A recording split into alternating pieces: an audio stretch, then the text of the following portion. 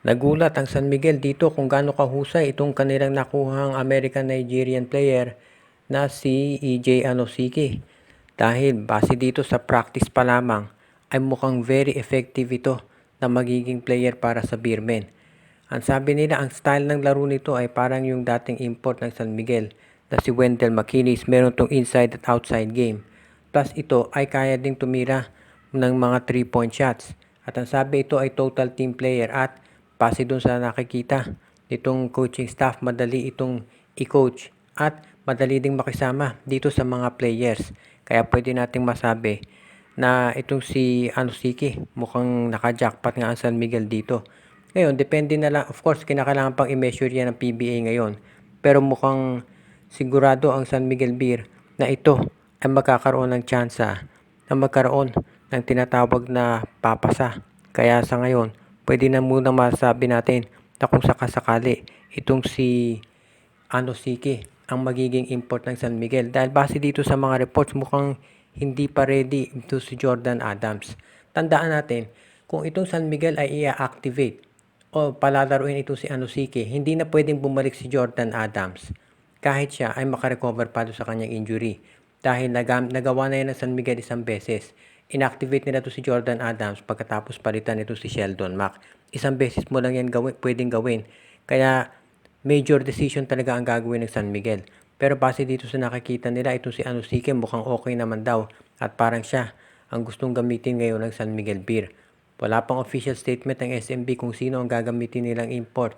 Pero base dito sa nakikita nila kay EJ Anosike, mukhang ito raw ang magiging bagay na import para sa kanila kontra dito sa Converge Fiber Xers na mag-uumpisa yung kanilang playoff match. So abangan na lang natin yan. Bumalik na itong si Jody Vance dito sa Barangay Ginebra. Kung inyong maaalala, ang 42-year-old na power forward ay nagretiro na. Pero ito ay nagkataong nandito sa Manila at kinausap ni Coach Tim Cone na bumalik dito sa Barangay Ginebra dahil alam nga natin ang Ginebra ay kulang dito sa front court nila dahil may injury itong si Jeremiah Gray, si Jamie Malonzo at itong si Isaac Go. Sinabi ni Coach Tim Cone na chinek nila yung condition ni Jody Vance at mukhang pwede pa naman ito maglaro. Siyempre hindi na to katulad nung dati, 42 years old na, pero kahit konting minuto lamang. At ang importante dito, yung experience ni Jody Vance pwede niyang i-share dito sa mga bagong players ng Barangay Ginebra. And of course, familiar na familiar siya dito sa sistema ni Coach Tim Cone. Kaya itong si Jody Vance ay gagamitin ng Barangay Ginebra dito sa playoffs kontra sa Meralco Bolts. Kaya masasabi natin na siyempre siguro sasabihin ng ibang fans bakit naman yung matandang player pa kinuha. Well, sa panahon ngayon medyo mahirap makipag-trade dahil siyempre playoffs na. Yung ibang PBA teams hindi yan basta-basta magbibitiw ng mga players. Kaya abangan natin kung ano ang gagawin nitong si Jody Vance dito para sa Barangay Ginebra. Hindi heavy minutes ang ibibigay dyan ni Coach Tim Cone. Pero ang gusto lang ni Coach Tim, meron siyang player na magagamit. Dahil siyempre alam natin ang Meralco, malalaki yung mga player niyan. Plus itong si Alain Maliksi ay inactivate na ng Meralco Bolts. So ibig niya sabihin ito ay magiging ready na para dito sa playoffs. Alam natin nagka-injury din to si Maliksi.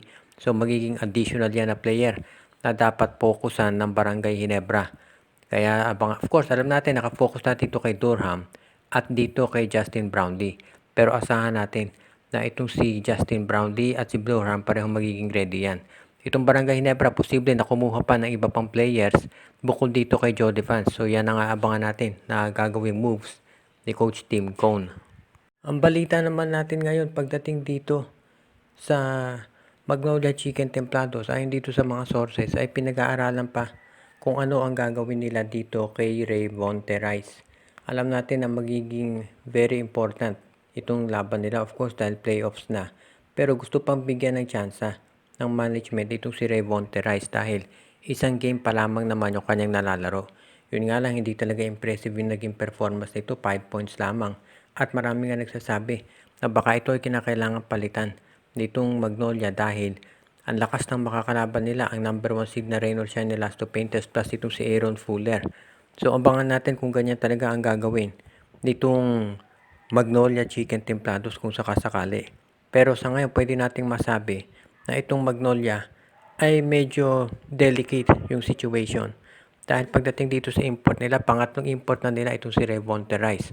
kung papalitan nila yan pang-apat na. At syempre pag playoffs, medyo mahirap dahil wala kang panahon talaga para mag-adjust. Ibig sabihin, hindi ka pwedeng maghintay ng 1 o 2 game lang para makapag-adjust yung import. Kinakailangan mag-deliver siya agad. Dahil kapag ikaw yung natalo, posibleng ma-eliminate ka kaagad. So ito ngayon ang hinaharap nitong si Coach Chito Victolero at ng management ng Magnolia.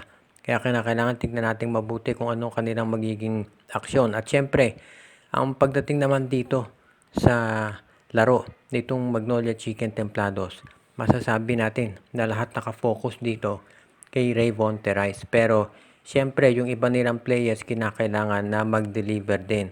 Dahil yan ang importante para dito sa Magnolia. Masiguro nila na lahat mag-contribute. Syempre, import conference, kailangan import mangunguna. Pero yung mga local players ng Magnolia, kailangan ding mag-deliver. Dahil yan ang isa sa mga nagiging susi kung bakit itong rain or shine ngayon ay ang number 1. Habang ang lahat yung ibang teams sa PBA, katulad na particular na itong SMC, ay naghahanap ng mga players na pwede nilang idagdag o dito sa kanilang lineup o di kaya naman ay kumuha ng mga bagong import dahil nagkaka-injury o hindi maganda performance. Itong TNT naman ay kampanteng-kampante dito sa laro ni Rondale Hollis Jefferson. Number 1 seed ang TNT sa kanilang grouping at walang nagdududa. Itong TNT ang isa sa mga title favorites ngayon dahil syempre dito sa all-around game ni Rondale Hollis Jefferson. Kaya masasabi natin talaga na isa sila ngayon ang title favorites dito. Kaya malaking bagay para sa TNT talaga yung kanilang nagiging performance.